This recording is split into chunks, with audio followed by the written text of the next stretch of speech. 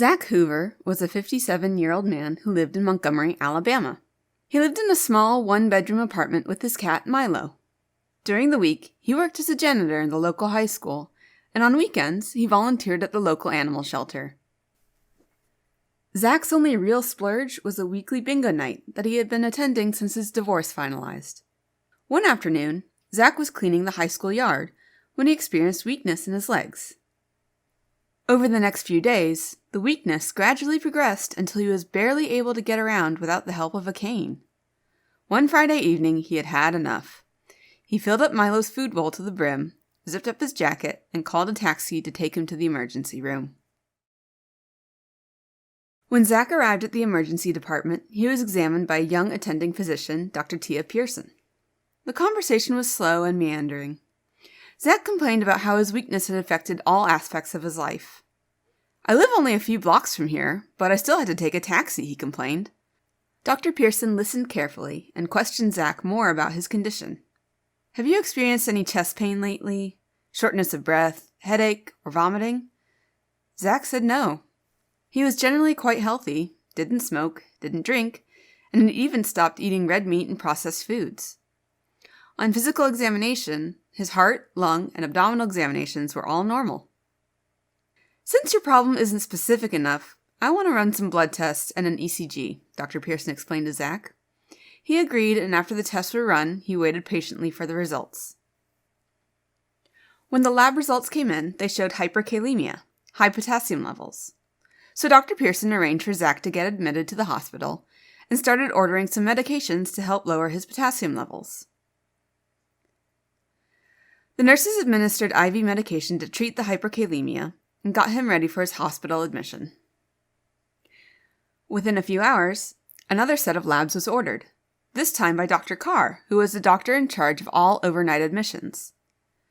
When the results came back, Dr. Carr went into Zach's room to wake him up. "Zach, we reran your labs, and this time, the results came back completely normal. I'm a bit confused, but I want to stop your medications." Zach didn't understand.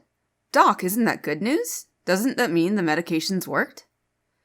Dr. Carr responded, "Well, your potassium levels were extremely high and shouldn't have corrected so fast. I want to draw another set of labs right now to confirm what we're seeing. I looked at your original ECG, which also didn't show any changes. So I'm wondering if the lab made a mistake here." 2 hours later, Dr. Carr's suspicion was confirmed. The repeat labs were still normal, and the lab had reported making a mistake. The laboratory technician told Dr. Carr that a mistake had been made and that Dr. Carr's original blood sample was retested, and it did not show any evidence of hyperkalemia. The medications that Zach got in the emergency room were unneeded, and he could be discharged home because everything looked normal. That night, another patient in the hospital, Melina Sanchez, suffered a cardiac arrhythmia. She had renal failure, and her potassium level had been creeping upward. Dr. Carr had ordered her electrolyte levels, and they were normal.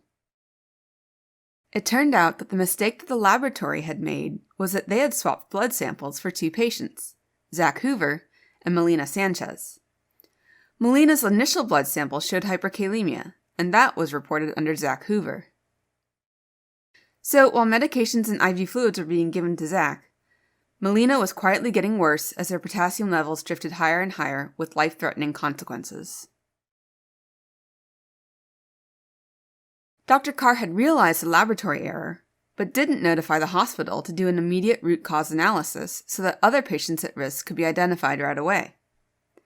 2 weeks later, Dr. Carr received a letter stating that his hospital is being sued and that he's being named specifically because of his inappropriate management of Melina Sanchez.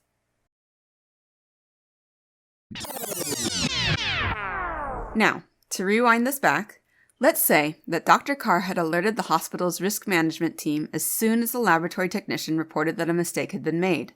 The risk management team would have looked into the exact nature of the mistake. Did the lab misreport the result? Did they swap results? Was the assay off, in which case many lab results may have been erroneous?